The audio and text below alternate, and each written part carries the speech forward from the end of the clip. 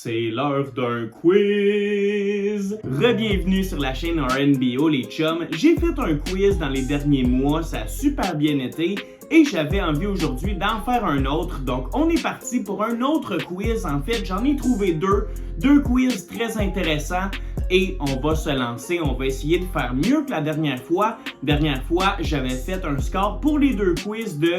Ben non les chums, je vous donnerai pas la réponse, allez voir la vidéo, c'est un banger.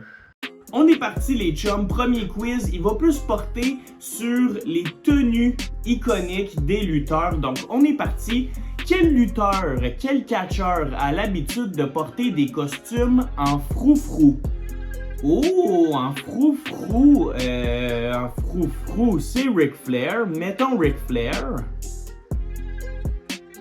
C'est la bonne réponse. C'était l'apothéose du séducteur. Ah, c'est le fun, ça. On a la réponse directe. Très, très le fun. Prochaine question par la suite. Qui s'est fréquemment recouvert le visage de peinture dorée?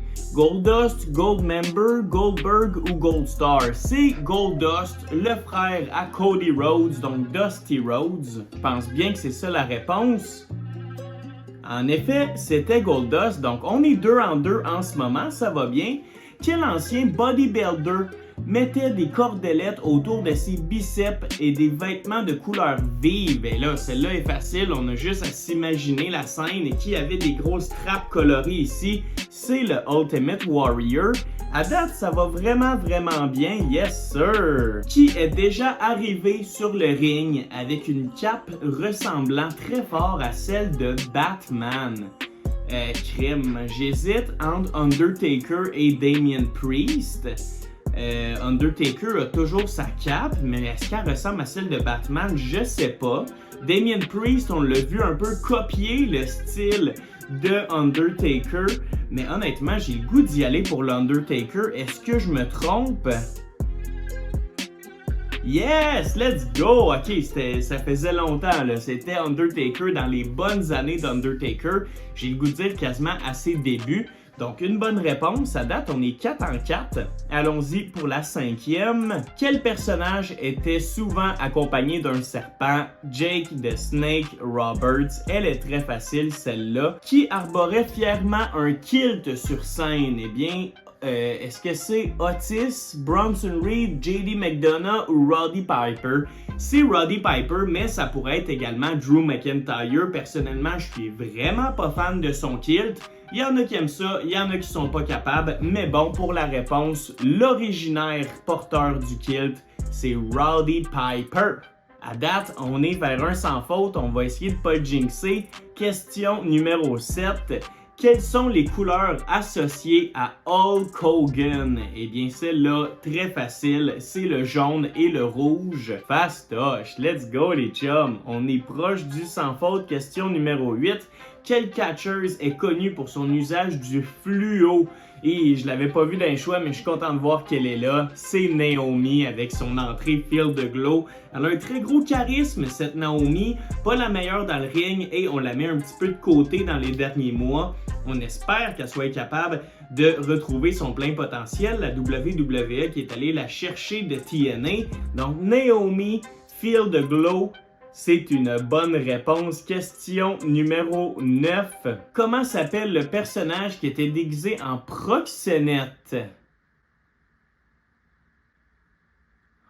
Oh boy! Oh, ok, oui, excusez, je vais le dire en bon québécois, en pimp. Ok, je l'ai direct, c'est le Godfather. Et oui, en effet. Et là, est-ce qu'on est à la dernière question? Absolument, ça, c'est pour le sans faute, qui est connu pour ses tenues noires associées à un grand chapeau. Eh bien, les chums, on a fait un sans faute. C'est l'Undertaker. Donc, premier quiz. Yes, très le fun. Super simple. Excellent quiz. Est-ce qu'on est capable de faire un autre sans faute pour le numéro 2? C'est ce qu'on va voir. On est de retour sur Catch News pour le deuxième quiz. Un quiz expert général. Il y avait des super beaux quiz lors de la dernière vidéo sur Catch News. On se lance pour un quiz expert. C'est parti!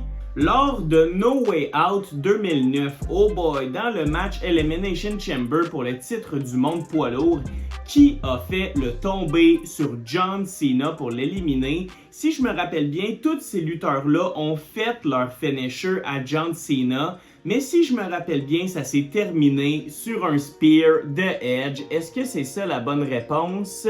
Yes, bonne réponse, let's go! Dans quel pays est né Kane? Oh, dans quel pays est-il né? Pourquoi j'ai un feeling sur l'Espagne? J'ai l'impression qu'il est né en Espagne, mais c'est un Américain. Il est présentement maire d'une ville américaine. On va y aller pour les États-Unis, mais j'ai un feeling sur l'Espagne, je sais pas pourquoi. Ah, c'était drôle ça. C'était drôle ça. C'est un fun fact que Kane est né en Espagne, mais très jeune, il est venu aux États-Unis pour la lutte. J'aurais dû me faire confiance là-dessus, les chums. En 2017, qui est l'employé de la WWE le plus titré alors qu'il n'a jamais remporté un titre dans cette fédération? Oh, what? Est-ce que ce serait Jerry the King Lawler puisqu'il n'était pas à la WWE? Celle-là est difficile, je vais y aller pour Jerry Lawler. Bonne réponse, let's go. J'ai été capable de faire du sens de cette question-là. À quel âge Stephanie McMahon a-t-elle fait sa première apparition à la WWE? Ben là, celle-là est quasiment impossible à savoir. Je sais que Vince voulait très rapidement mettre sa fille de l'avant dans ses shows. Eh boy, j'ai le goût de dire à 9 ans, je trouve que c'est un bon guess, c'est quand même jeune, elle aurait pu faire partie d'une storyline. Je vais y aller pour 9 ans, mais crime, il est tough ce titre-là. Let's go! Bonne réponse! Quel est le seul WrestleMania à s'être déroulé un lundi? Hey les chums, j'en ai aucune idée. WrestleMania 1, WrestleMania 3, 2 ou 4, crime, j'ai aucune idée. Est-ce qu'on y va pour la nostalgie, on y va pour le premier, puis après ça, ça a changé de journée? Allons-y pour WrestleMania 1, c'est une mauvaise réponse. C'était le 2, malheureusement. Je peux pas m'en vouloir là-dessus, ben, c'est pas de mon époque. Quel âge a AJ Styles en 2017? Oh, 2017, ça veut dire que là, on est en 24, ça fait 7 ans de ça. Je pense qu'en ce moment, y a-tu 47 ou 41? Je vais y aller pour dire que en 2017, il avait 34 ans. C'est une mauvaise réponse. Ce quiz-là est très difficile, les chums. Combien de matchs de l'année du Slammy Award a eu Shawn Michaels? Les Slammy Awards, il n'y en a pas beaucoup. Il n'y en a pas eu beaucoup de Slammy Awards, ce sera pas 9 ou 12. Selon moi, c'est 6. Hey, c'est 3. Je suis dans une pente descendante. Question 8. Il nous reste 3 questions pour se reprendre. Let's go. Combien de matchs Triple H a-t-il fait à No Mercy 2007? Ça, yes, je le sais, c'est emblématique. Il a battu Randy Orton, il a battu Umaga, puis il a perdu contre Randy Orton pour faire 3 matchs cette soirée-là. Let's go! Qui est sur l'affiche du pay-per-view SummerSlam 2001? Oh, bonne question. Ça, je n'écoutais pas la lutte à ce moment-là. 2001, j'ai envie d'y aller pour Kurt Angle ou The Rock. Allons-y pour The Rock. Bonne réponse. Let's go. On finit fort. Dernière question. Est-ce qu'on peut bien faire? En 2014, The Miz et Maryse se sont mariés, mais dans quel pays? Oh boy, ça c'est une question Total Diva qu'on s'en fout un peu.